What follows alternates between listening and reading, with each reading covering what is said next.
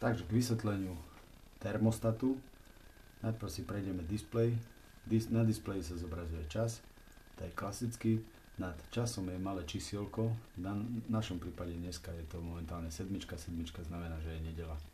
Jednotka, pondelok a teda. Slniečko znamená, že je denný režim. Pokiaľ je predtým mesiačik, tak mesiačik znamená, že je nočný režim. P3 znamená, že momentálne ideme na programe P3. Všetkých 7 dní je v pamäti pod P3. Číslo 23,0 znamená, že v danej miestnosti je 23 stupňov.